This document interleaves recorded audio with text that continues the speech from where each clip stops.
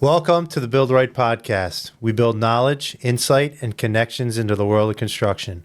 Whether you're a seasoned contractor, builder, or just curious about the industry, we break down the latest trends, tips, and technologies shaping the future. Join us each week as we chat with experts, share stories from the field, and explore the challenges and triumphs that come with bringing our visions to life.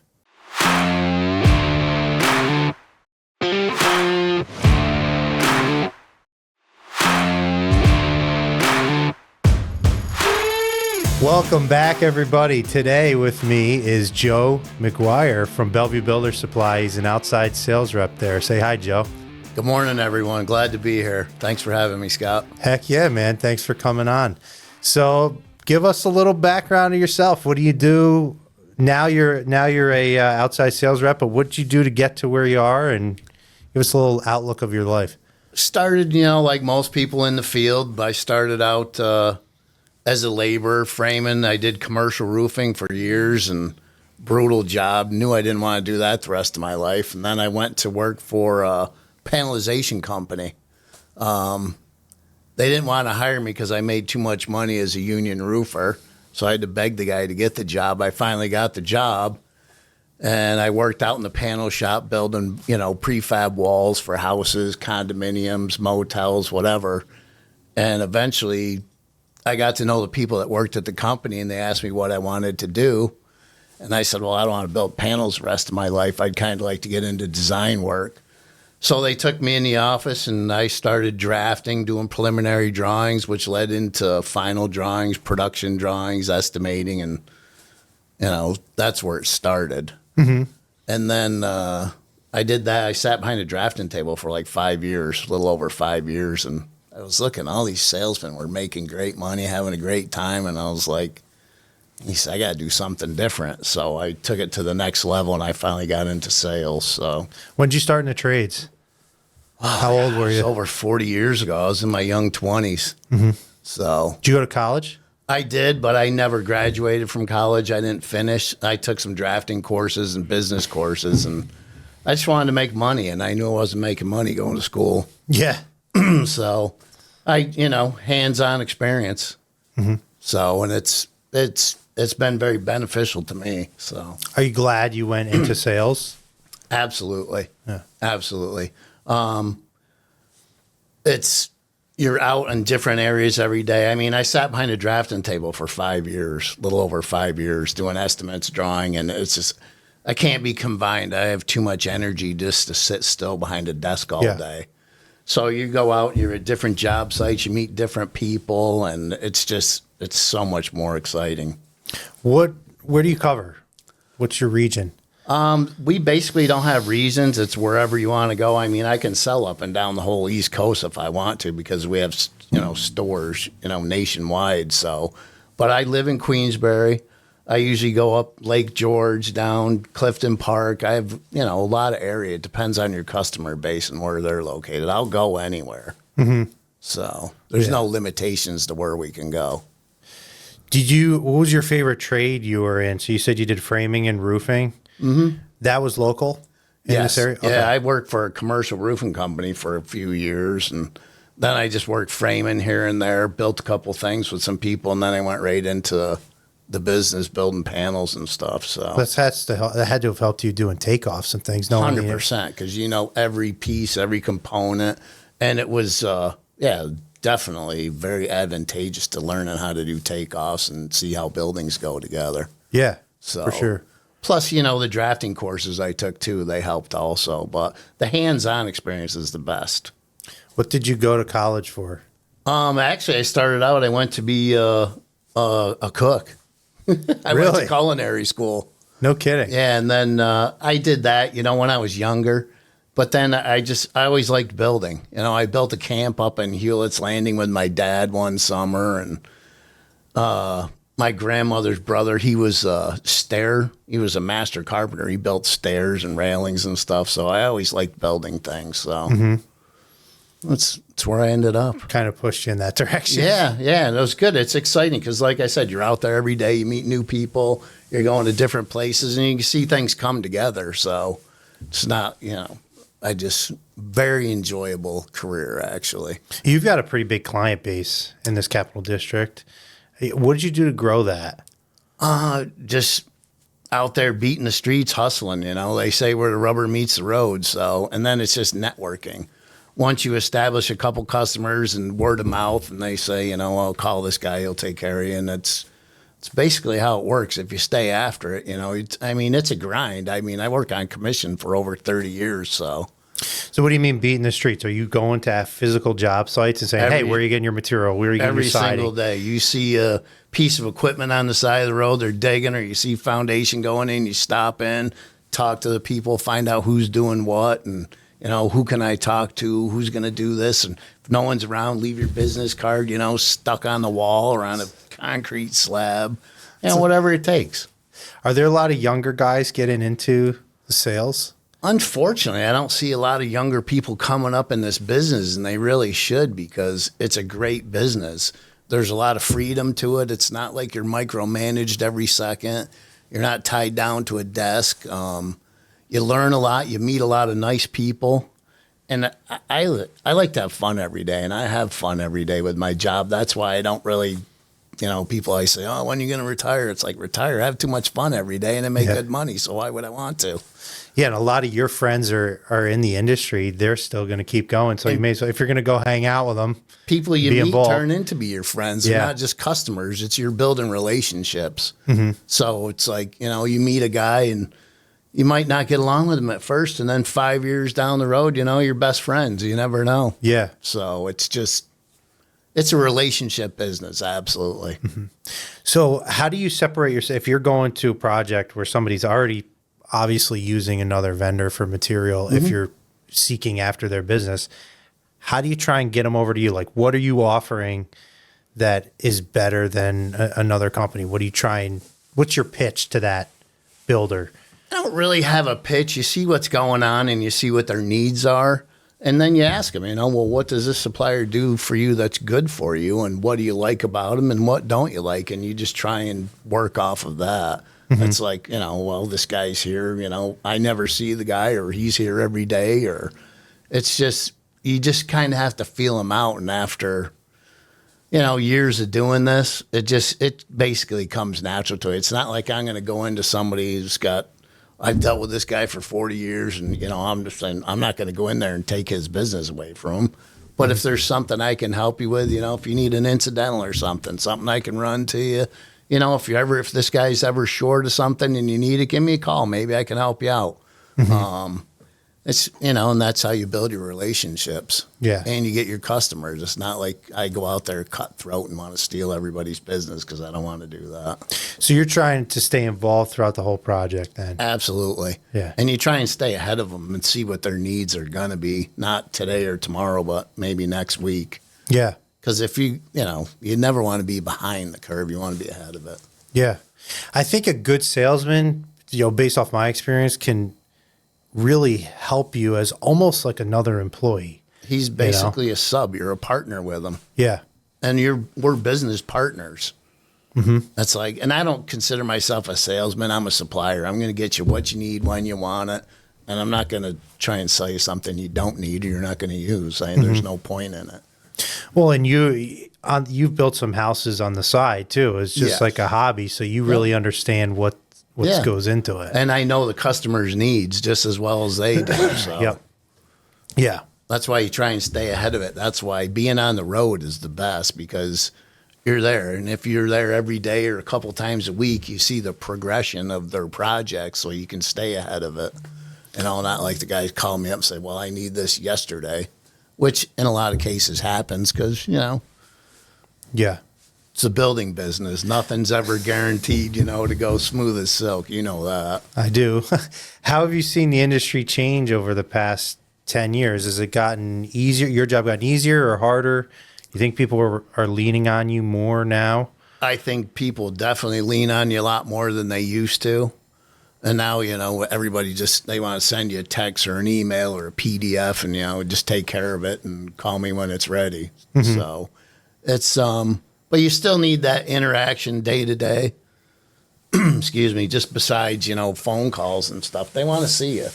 And the Yeah. more you see them, the better your relationship grows and the more business you can do with them. Yeah. So Yeah. we're business partners, actually. True. We really are.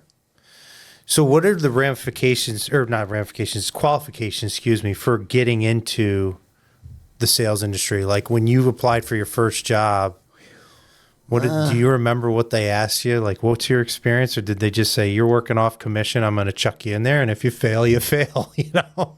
Pretty much. It Really? is. Yeah. It's, I mean, you have to have some basic knowledge of construction and know what you're doing. It's not like I'd walk up to somebody and say, you know, if I just got out of school and didn't know anything, you know, it's going to be, you know, you got to go through the painstaking steps of getting there. Like I did. I started out framing and roofing and then was building panels, and they were nice enough to say, where do you want to be? And I told them, this is not what I want to do. I want to grow, you know, with the business. So, I mean, you can go to school, you can go to college, you can get a construction degree, and that might give you a little bit of an edge, but I think the best knowledge you can have is hands-on. It really is. Yeah. And the more you're in it, the more you're going to learn. So, What's interesting about the sales side of things in this business is people view construction as blue collar, blue collar, blue collar, but like you guys are really involved in the blue collar work every day, but you're a white collar job that you can be very successful doing, you know, 100%. but it's kind of overlooked, right, Joe? I mean, would you agree with that? It really is. A lot of people don't look at the construction industry because they think, you know, it's a blue collar job, but it's not. I mean, there's highly educated people. There's engineers, architects, draftsmen, you know, that are in this business doing sales jobs because there's money to be made in it. I mean, we work commission based, most of them that I know. And the more you work, the more you're going to make. It is a white collar, blue collar job. It's a culmination of the two. Because you have to have the blue collar knowledge and know what they're looking for, but then you have to have, you know, you need to know what your products are. You need to know specs. You need to know codes. You need to know some engineering. But you can pick that up in the field as well. You don't have to have a college education to do this job. Yeah. I'm not going to say it doesn't help, but it's a people person job also. Yeah. Where was your first sales job? My first Did you sales start at job Bellevue, or? No, it was at a company. It was a locally owned company. It used to be called Woodbury's, but they were bought out by Moore's. And I started at Moore's Lumber. Oh, was that in the late 80s, early 90s? And I was there for probably 6 years and got a very strange phone call from a gentleman who was my competition. And he wanted to meet with me, and I went to work for another company for 17 years with them. And I ended up at Bellevue, I think, 13 years ago. So It's all lumber? all lumber sales. All had to do with construction? Yep, Yeah. Yeah. Probably since the late 80s, I've been in construction. So, Long time. yeah. It's a long time. Yeah. That's over 40 years. I was born in 88. I don't know if that makes you feel older. Yeah, I mean, I'm 65 years old, but I don't feel it. And I try not to act it because, I mean, I have fun every day working. So Yeah. it's like people say, you know, when are you going to retire? It's like, I don't want to retire. I have too much fun. There's always a ton of events going on with the construction industry. Are you still involved in those? You still go to those a lot? Yes, I do. I used to be on the board of directors for Builders and Remodelers Association, which was up in Queensbury. For years, I was the vice president of that. But our membership was dwindling, so we're trying to combine with CRBRA, which you're a member of, I Yes. believe. So what is it? Builders and Remodelers Association? Yeah. That's a separate entity? It was Branny, Oh, okay. Builders and Remodelers Association in Northern New York. So it was a separate builders association up there. But it was all, you know, National Home Builders Association. So Are they still around? no, we disbanded 2 years ago, maybe almost 3. Why? Our membership was dwindling away. You know, it's hard to get people to come out and, you know, go to meetings. And, you know, and all the meetings were helpful to the builders because they keep you updated on codes, where the market's going, what the new trends are. But it's just, you know, people are busy and now everything they do online. So Yeah. you kind of lose some of the personal stuff with it. But it just, so now we're combined with, Capital Region Builders Association. Yeah. And it's still National Home Builders Association. It's interesting because with how busy everyone is today, you're right. The phone, the technology thing, everyone's on that, but it's so important to stay relevant. It's so important to stop in the office and say hi, or, be involved in the CRBRA, or like you were saying, Branny. I had a meeting yesterday at the CRBRA office. It was a project up here in this area, Ballston Lake area. And instead of having the customer drive all the way to Altamont, which is where our shop and office is, we said, let's just meet at this location where the CRBRA is. They let you use their facilities. Absolutely. I mean, just that in itself is valuable. You've got a professional location that you can use at your disposal, but also to be involved with other people interacting in conversation instead of through Facebook is huge. Oh, yes, the personal, conversations and everything, that's key to the business. It's like, that's how you build your relationships. It's, you can talk to 100 people on the phone every day and it's fine. But when you're meeting face to face, it's just so much better. Yeah. And that's why I really enjoy my job, because I get to see not only the owners of the company, but the subs, the suppliers, right on down the line, to the last guy putting a nail in or the guy delivering your material. That's how you build your relationships in your business. even if you're the owner of the company, that's how you do it. What's your day like? What does it fill with? Well, in the I get up at like 5:30 every morning. I turn my phone on. I go through my emails. I check my deliveries.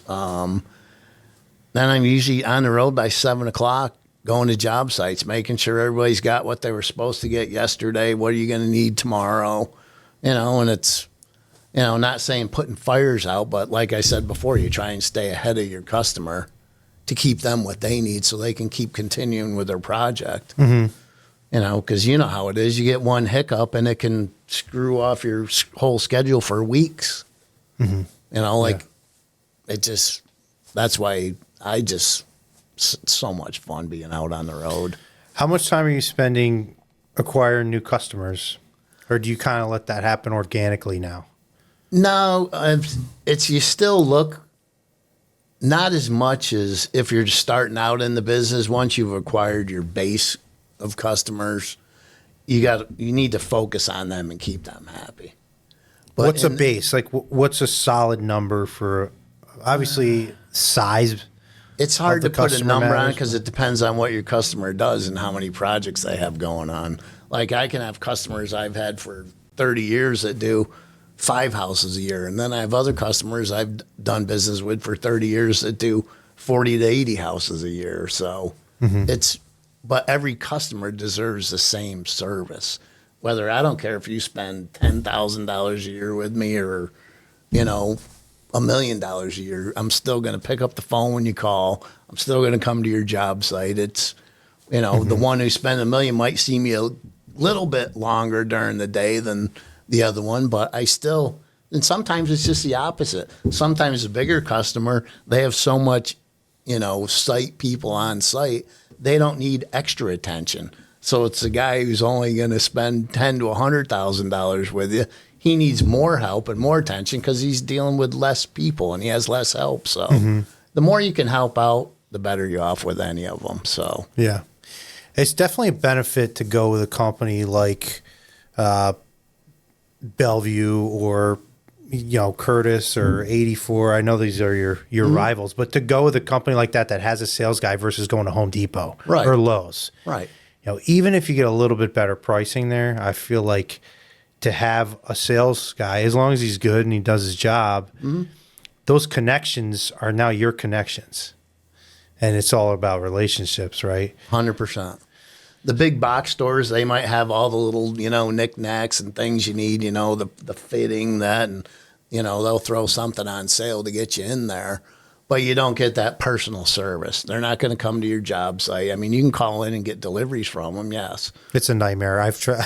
Back when we first started, I remember getting a couple things delivered through some of the bigger box stores, and it was a nightmare. nightmare. And they're limited to things too. Like they don't sell trusses. They don't have, LVLs and things you need for beams and stuff. But, they've got the fill-in stuff that you need. And nothing against them. Those big box stores, they keep businesses going. There's no doubt about it. But you don't get that personal service like you would with 84, Curtis, Bellevue Builders, other, lumber companies. That's what they specialize in. Yeah. So what do you guys have going on? You have a storefront at Bellevue, so people can come in, customers can come in, right? It's not just serving builders. No, we do. We have a store. It's for regular shoppers. They do paint, they do hardware, they have tools, we have kitchens, everything. Just like the big box store, but smaller. And it's more hands-on. The people that are there, there's not, 50 people in the aisles stocking shelves. So it's more personal service. Yeah, the people that work there tend to be more knowledgeable as well. They do, and it's because, yes, they are because they have to be. They have to be versed in everything because, somebody like you walks in the front counter and asks for something. They need to know what they're talking about, not, let me look up a SKU number and I can, it's in aisle 73 down there on the left. So. Yeah. Yeah. So how are you seeing, change gears here for a minute, the industry trending right now with everything going on? How's the year been to the start? Been slow, better than normal? Actually, it's been very steady. Everybody was worried about tariffs and everything, and we really haven't seen that come to fruition yet. I'm not saying that it's not going to, but the interest rates are still flat. We didn't get a drop the other day like everybody was hoping because they're still worried about this tariff deal to see what's going on. But business has been strong. I mean, people are still building. The inventory for single-family houses is down, so it's good for home builders. Multi-family units, I don't know where all these people come from because these people put them up, they build them, and they're full. And then still they say inventory's down for single-family housing, and they're still going like wildfire. Yeah. So hopefully it'll continue to grow and keep going, knock on wood. Yeah. Don't knock on this. It'll go through the mic. No. Where do you see the most traction as far as building apartments or new houses goes in the Capital District? What areas are hottest for both throughout your career? A lot of places have been built out, like Clifton Park. When I first got in this business, it was small, puny bedroom community. Now you drive down 9 and it's full of high-rise apartments, businesses, the hair salons, nail salons, food places, bars, everything, golf simulation. Everything's in there. Saratoga, same way. It's huge commercial buildings. And so it's pushing north? It is, and the outskirts are starting to get more residential. They're starting to, it's grown immensely in the years that I've been in it. It's like you used to drive down roads, you'd see a house every, 2 or 3 miles, and now they're full subdivisions, full blown. All these old farmlands are turned over into, condos and multifamily homes and single family homes. So, it's getting tougher though with the new building codes and everything. And now the DEC with your wetlands are moving in. So, it's getting a little tougher to get permits to build. Do you see a distinction between new single family versus multifamily in certain areas though, or do you think that they kind of influx together? They're pretty much intertwined with each other. So it depends on, the general area and what you can get permitted for. That's the problem. Multifamily has been huge in the last 10 years though. I mean, astronomical. Yeah. Probably 15 years. Single family housing, it's been steady, it's been consistent, but now it's with the new codes and everything and affordable housing. It's like affordable housing is almost like a thing of the past. You can't build, unless it's subsidized. Right. Yeah. But they want, affordable housing is like $289 and under, and with all the new codes and regulations, it's really hard to do that. I'd love to know how to build a house for $289. If you knew that, you'd be probably the richest guy in the area. It's so hard. It's like a starter home now. They're starting at what, 369 and up. Oh gosh, Starter homes. That's for like 1,200 square feet. Yeah. Without a garage. Yeah. It's kind of a shame in a way because it's hard for young people getting out of college, paying student loans and to try and get a mortgage. But a lot of new jobs coming out of college, their starting salary is 120. No, I know. $130. Well, I know. Yeah, so it's a Then little you gotta different. Look at them. They're carrying, $150 to $300,000 worth of student debt too. Yeah, true. So, Very true. You're in Queensbury, yes. right? Glens Falls has really started to take off. I know a friend of yours is a pretty big developer up there. He's been doing a lot of stuff, and he was involved in that. Was it Splash? What was that water park that he? Oh, yeah, that was Water Slide World. Is anything going on with that? No, I don't. I didn't talk to him about that, but I think, he took everything down. It sat vacant for years and years and years. He went in there, cleaned the whole site up, and I think it's for sale now. It is. Yeah. That's right in Lake George, correct? That's right in the village of Lake George. Well, it's not right in the village. It's on the way to it. So, yes, it is technically the village of Lake George. Do you think development's pushing there? Absolutely. There's another builder who's going to start a big project there that used to be the old Ramada. He's owned that for years. He's going to redo that. That's going to be multi, apartments up there as well. What do you see that market like as far as the type of people there? Is it more second home? Is it people coming from the chip factories, in Malta and Regeneron, or? There's a lot of that in Malta, but not so much up in Lake George. And it's like I said earlier, I don't know where all these people come from, but they fill these apartments. And it's like empty nesters who don't want to do their lawns and shovel snow anymore. There's a lot of adult living centers up there. And I'm not talking, with nurses and everything, just 55 and up. And they move into these places. They're beautiful. They're well maintained. Some of them have pools. They don't have to mow their lawn. They get up, they do what they want. Even if they're still working, they come home. They don't have to shovel. They don't have to worry about anything. It's all taken care of for them.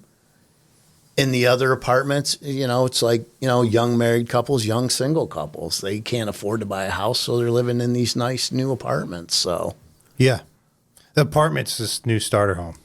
It is, yes.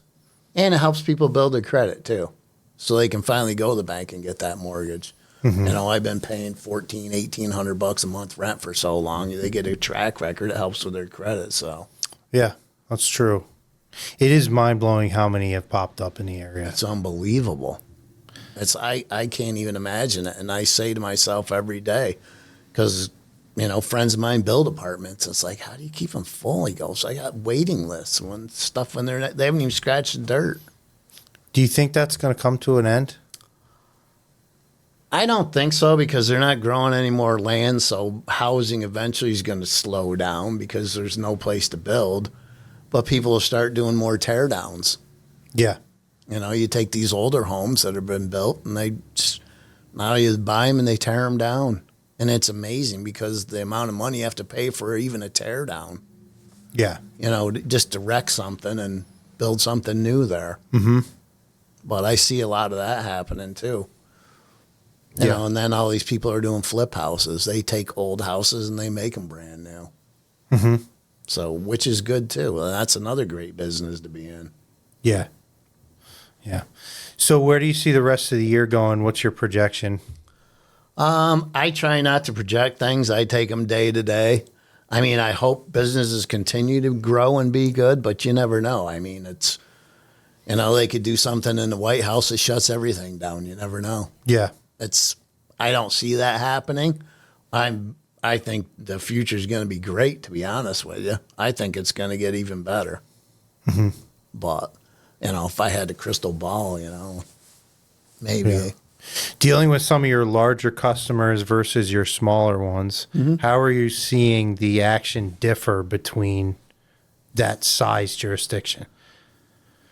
Do you know what I mean by that? They both have been extremely fortunate in having projects coming up and staying busy. So, the need for housing is still greater than what's out there.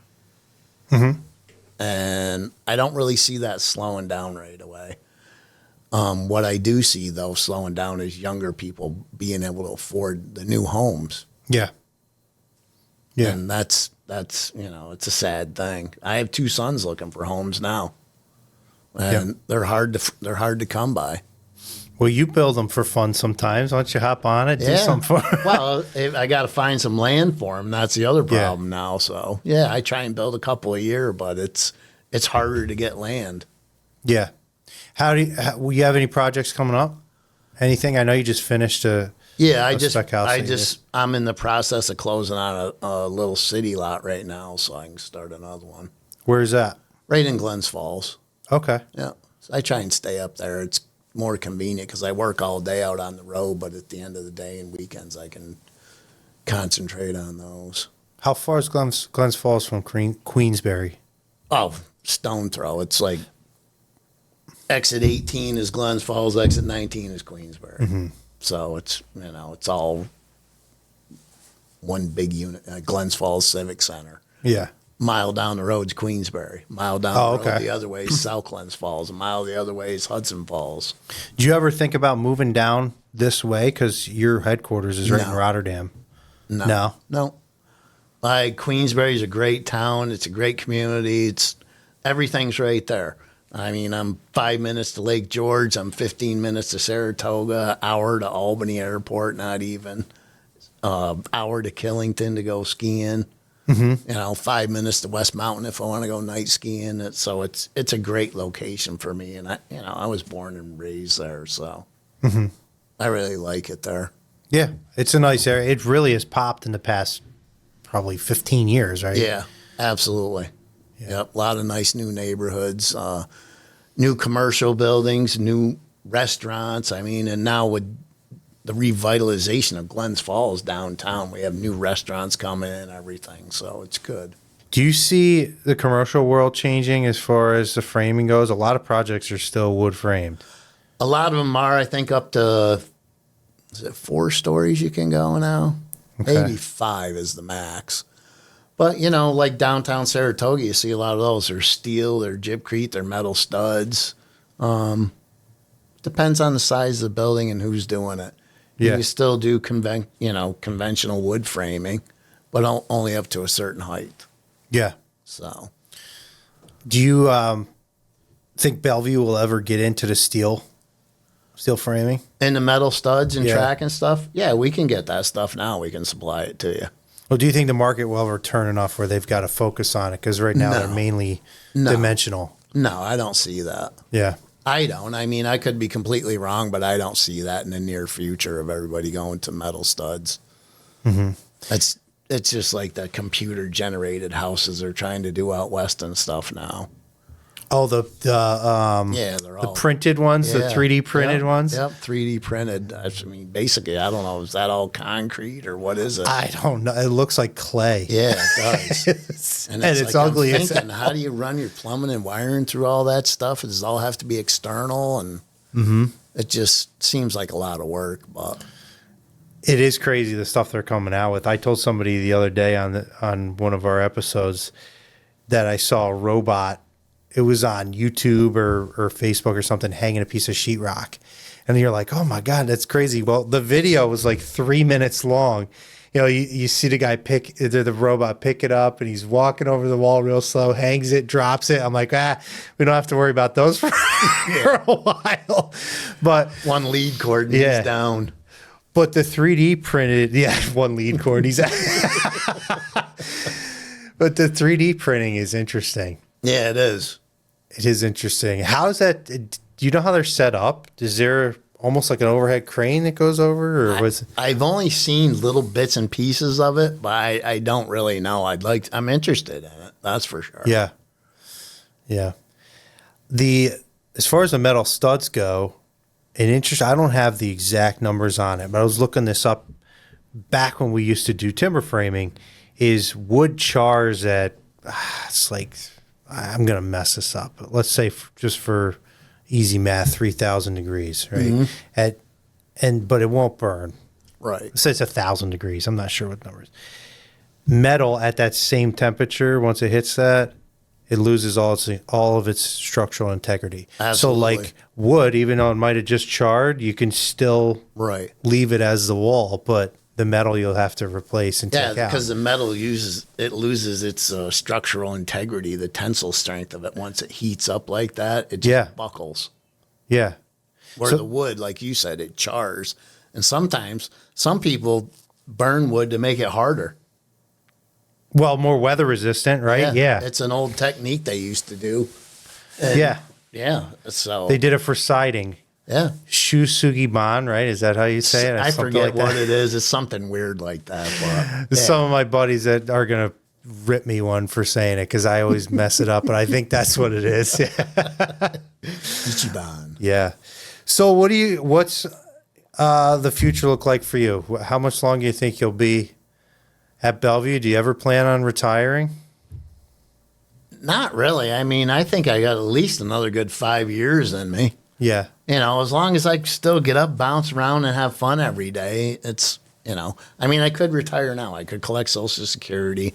I could do my spec houses on the side and be happy and content. But I really enjoy it, Scott. I do. I like going out and meeting new people all the time, going to the golf outings, going to the different events, and just being out and not. I can't sit still. I have too much energy to sit You have still. kids? I do. I have two sons. Two sons. And they're local or no? My one son's in Saratoga and my other son's in Boston. Okay. Yeah. So as long as that one stays in Saratoga, you're probably not going anywhere. nah, I mean they could go wherever else. They'll probably be here. So Really? Yeah. You wouldn't follow them? no, I like it here. They can always come home. That's fair. Yeah. Yeah. They always have a home to come to. You know what I mean? Mm-hmm. So, yeah, my one son, one just turned 32 or 33. He's my youngest, and the other one's going to be 35 in August. No kidding. Yeah. No grandkids. Not yet. Oh my God. So, Very cool. What do they do? my son in Boston, he's an aerospace engineer, and my one in Saratoga, he writes code for a large lending corporation. So no one in building. Nope. None of them. Do you think they have any interest in it? Yeah, I think so, but you know, they took different paths, so and it's all good because they both have great careers, you know. So I'm happy for them. As long as they're happy, I'm happy. Yeah. You know, it's all that matters. All right, man. Well, we are out of time. Thank you for coming on. Thank you for having me. Appreciate it. If you guys are liking what you see and hear, make sure to subscribe. Hit that like button. We're on Spotify, YouTube, Apple Podcasts, all the major providers. I'm Scott Raffensperger, your host. With me today is Joe McGuire from Bellevue Builder Supply. Have a great day.